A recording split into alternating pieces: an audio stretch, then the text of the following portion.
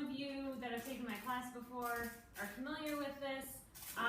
If not, I'll leave the link that you can order the pelvic floor ball below the video here. So to get this on, basically it's just going to go right above your knees. There's 4 straps that are going to go all the way across. That's Kelly. And then this one goes right here. Okay? So, like I said before, eventually we're going to do a lot of exercises standing up with the ball, but for right now we're going to start with exercises lying down on your back. The first exercise is basically just going to be a diaphragmatic breathing exercise.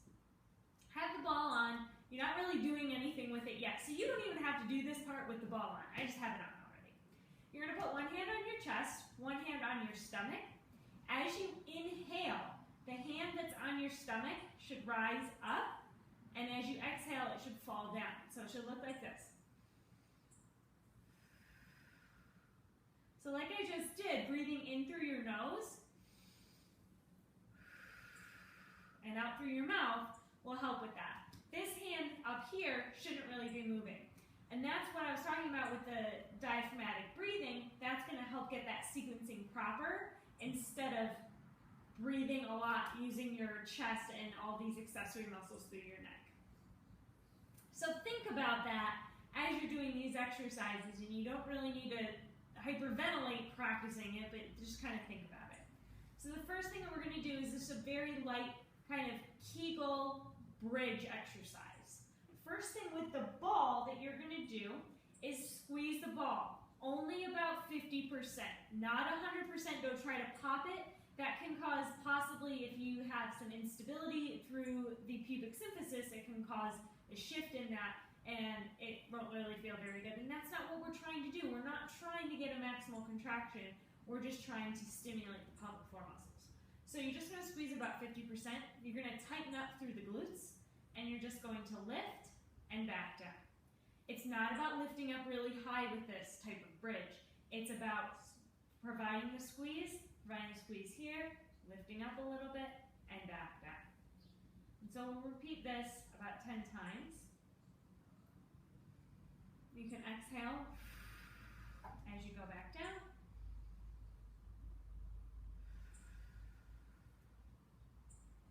Now, if going up to this height starts to cause you pain, don't go so high. Don't even lift. Just provide the squeeze, tighten up through the buttock, and back down. So it's not, we're doing this pelvic tilt thing, it's just tightening up through here just a little bit, and back down, okay? Now we're going to do the same thing, pushing out against the band. So you're going to keep the tension there. You're not going to move your legs. This is a separate exercise. We're pushing out this time. Once again, about 50%. Feet are still flat on the ground. Same thing, you're going to tighten up, lift,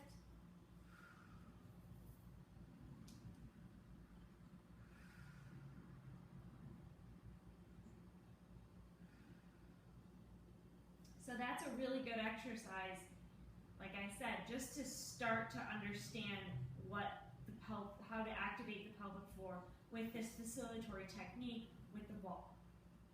The next exercise, basically all you're going to do is move one leg out, push out against the band, then bring it back, 50% squeeze of the ball.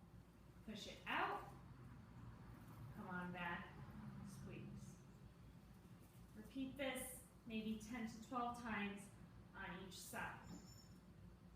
Now once again, we're not rotating all the way this way. We're just pushing out a little bit, coming back. The key is that the non-moving leg should be stationary. It shouldn't go with that other side. Let's try that on the other side.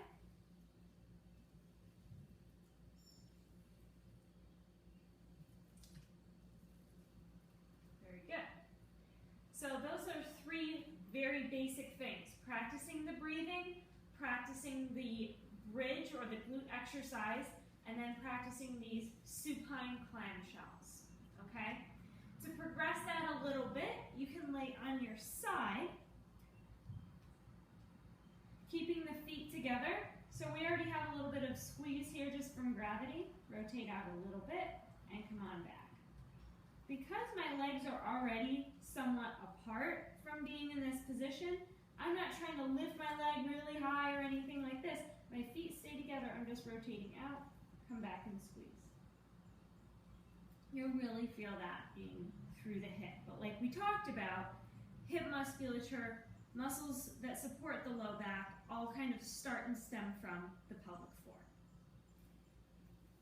Now, if you don't have a ball, what you can do, I just have a kitchen towel here, hand towel, anything like that. Basically just roll it up, and you will put that just above the knees, just to allow for that facilitatory technique. So it doesn't need to be anything big. I wouldn't recommend, some people say, oh, I have this medicine ball. I don't recommend a weighted ball. You don't want anything really heavy. You just want something to kind of remind you to squeeze. That's going to help activate and facilitate the pelvic floor.